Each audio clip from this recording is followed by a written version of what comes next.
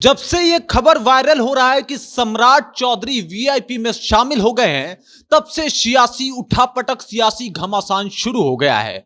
अब इसके पीछे की सच्चाई क्या है या इस बात में कितनी सच्चाई है, इसके बारे में हम आज बातचीत करने वाले हैं आपसे।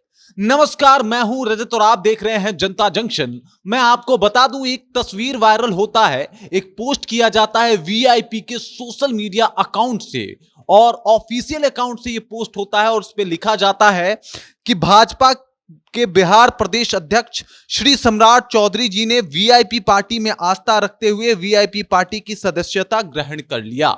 और उसके बाद से सियासी उठापटक शुरू हो जाता है, बयानों का सिलसिला शुरू हो जाता है और उसके बाद से इस पोस्ट को बीजेपी भी अपने एक्स अकाउंट से शेयर करती है और वो लिखती है कि भाई इन लोग का काम है खाली झूठ फैलाना। वो लिखती है कि इंडी गठबंधन का एक ही काम है, सुबह शाम झूठ बोलना।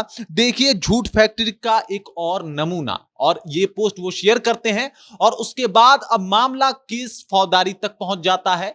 पटना कोतवाली में जाके इसके लिए बीजेपी के नेतागण जाते हैं और एफआईआर कराते हैं वीआईपी के ऊपर, वीआईपी के प्रदेश अध्यक्ष के ऊपर, वीआईपी के अध्यक्ष के ऊपर कि भाई इन्होंने जो है भ्रामक खबर फैलाने की कोशिश की है और साथ ही साथ सम्राट चौधरी जी का चेहरा भी यूज किया है। एक फोटो एडिट करके डाला जाता है और उसको लेके सियासी उठापटक शुरू हो जाता है। मैं आपको बता दूं, इतना ही नहीं, ये केस सिर्फ एक तरफा नहीं होता, दूसरा केस जो होता है वो वीआईपी के तरफ से भी हो जाता है।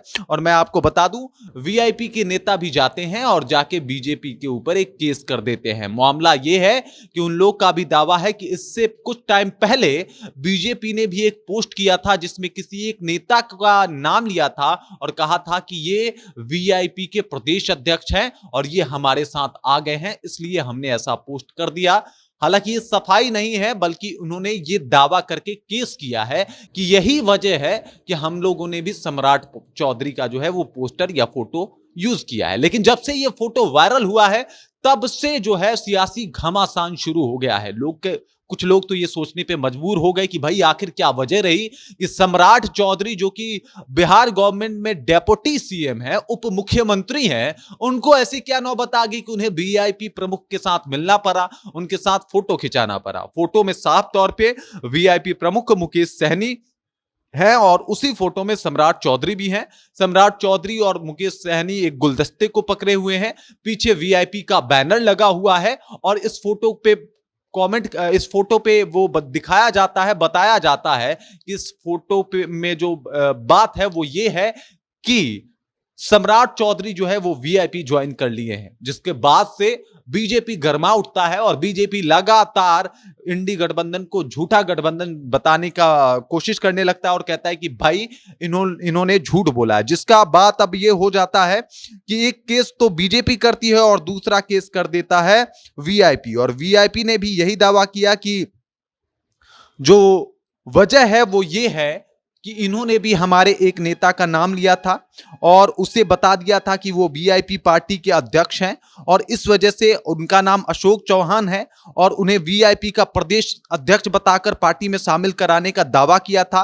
और इसके बाद विकासशील इंसान पार्टी के फेसबुक से यह दावा किया गया कि सम्राट चौधरी मुकेश सहनी में आस्था व्यक्त करते हुए वीआईपी में शामिल हो गए और इसी वजह से जो है हम लोगों ने ये पोस्ट कर दिया। अब भाई ये जो मजाकिया खेल है, मतलब आप लोग को याद होगा ये चौथी पांचवी के बच्चे किया करते थे, लेकिन अब ये जो दो राजनीति पार्टियां हैं, मतलब बिहार की प्रमुख राजनीति पार्टियां हैं, वो भी करते हुए नजर आ रही हैं। एक तरफ वीआईपी है जिसके प्रमुख हैं आपके मुकेश सहनी जी, दूसरे तरफ बीजेपी है और ये तो पूरे देश की सबसे बड़ी पार्टी है। लेकिन ये लोग अब मजाक मजाक में पोस्ट कर रहे हैं और पोस्ट के ऊपर खफा भी हो जा रहे हैं। बात इतना बढ़ जा रहा है, तनातनी इतनी बढ़ जा रही है कि दोनों चले जा रहे हैं कोर्ट।